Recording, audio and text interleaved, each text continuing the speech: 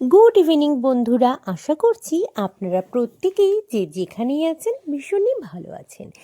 আজ আপনাদের সাথে শেয়ার করতে এসেছি সুস্বাদু এবং বিভিন্ন গুণে সমৃদ্ধ একটা রেসিপি, যেটা অনেকেরই অনেক রকম উপকারে কিন্তু আসতে পারে।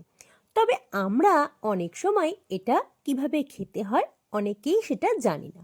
যারা জানি তারা কিন্তু অবশ্যই এই পদটা খেয়ে থাকি। তো কী সেই রেসিপি, চলুন জানিয়ে দিই আপনাদের। সজনে পাতা, সজনে, এগুলোতে যে রয়েছে হাজারো একটা গুণ, আমরা অনেকেই সেটা জানি।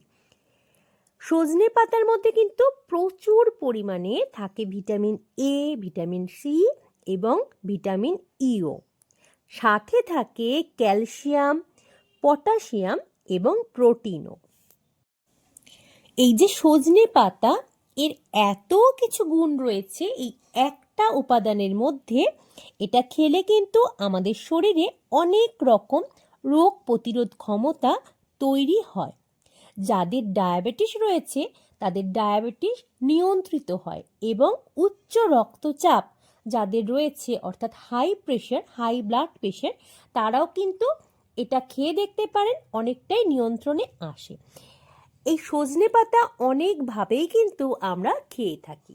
অনেকেই জানেন এটা ভাজা করে খাওয়া যেতে পারে, তবে আমি যেই পদটা আজ তৈরি করে দেখাবো আপনাদের, সেটা কিন্তু বেশ সুস্বাদু হয়। আর অনেকে যারা একটু তিতকুটে ভাব থাকার জন্য খেতে চান না, তারাও খেতে পারবেন। আমি কিন্তু বাড়ির গাছেরই সজনে পাতাগুলো নিয়ে নিয়েছি, আর এর মধ্যে থাকা শক্ত যে ডাঁটিগুলো সেগুলো আমি ফেলে বাদ দিয়ে দেবো।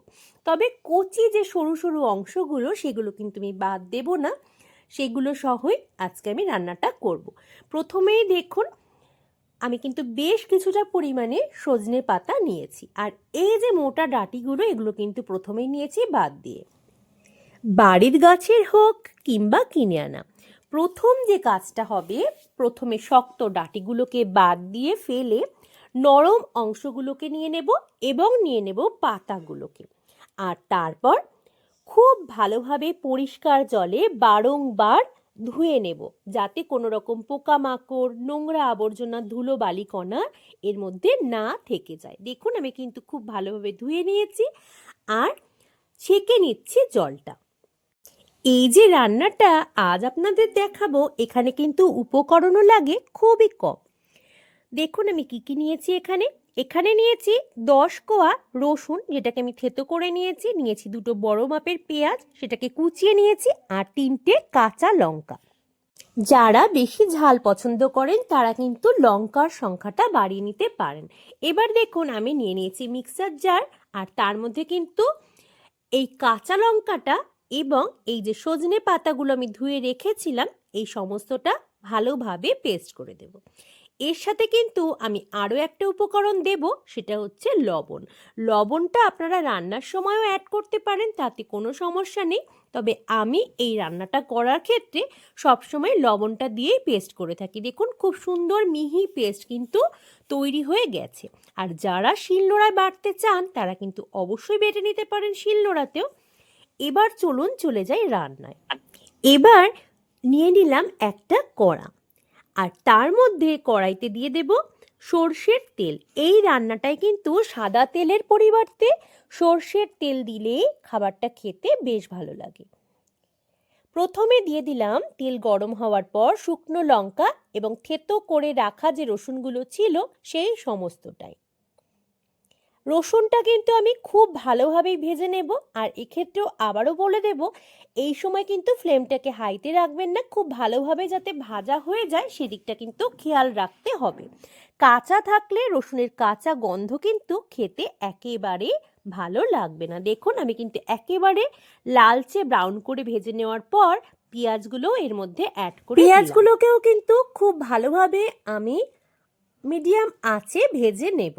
খুব হাই ফ্লেমে নয়, তাহলে কিন্তু বাইরের অংশটা ব্রাউন হয়ে গেলেও খুব ভালো করে ভাজাটা হবে না। তাই আমি খুব ভালোভাবে মিডিয়াম আঁচে এটাকে ভেজে নিচ্ছি। আপনাদের আমি দেখিয়ে দিয়েছিলাম, যখন সজনে পাতা এবং কাঁচা লঙ্কা আমি পেস্ট করে নিয়েছি মিক্সার জারে, তার মধ্যে কিন্তু আমি লবণও অ্যাড করেছিলাম।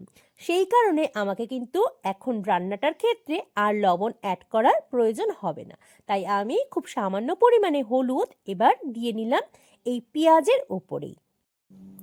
মিনিট 5 ধরে আমি কিন্তু মিডিয়াম ফ্লেমে পেঁয়াজগুলোকে ভেজে নিয়েছি। দেখুন কালারও আসতে শুরু করেছে। আর আগে জানিয়ে দিয়েছি এর মধ্যে কিন্তু শুধুমাত্র আমি হলুদটাই অ্যাড করেছি। পেঁয়াজ এবং রসুন দুটোই যেহেতু খুব সুন্দরভাবে ভাজা হয়ে এসেছে, আমি কিন্তু এবার অ্যাড করে দিচ্ছি সজনে পাতা বাটাটা।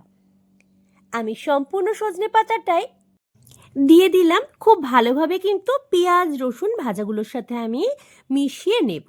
আমি আবারও জানিয়ে দিই, আমি কিন্তু লবণ অ্যাড করব না, যেহেতু পাতাটা বাটার সময় আমি লবণ দিয়ে দিয়েছি। আপনারা যারা ওই পাতাটা মিক্সিতে পেস্ট করার সময় কিংবা শিলে বেটে নেওয়ার সময় লবণ দেননি বা দেবেন না, তারা কিন্তু এই অবস্থায় এসে অবশ্যই যতটুকু রান্নার ক্ষেত্রে প্রয়োজন হতে পারে ততটুকু লবণ অ্যাড করবেন।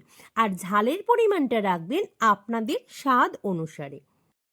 অনেকেই অন্যান্য বিভিন্নভাবে এই সজনে পাতার বিভিন্ন রান্না করে খেয়েছেন, তবে যারা আগে এভাবে কখনো করে খাননি একবার এভাবে বানিয়ে দেখবেন।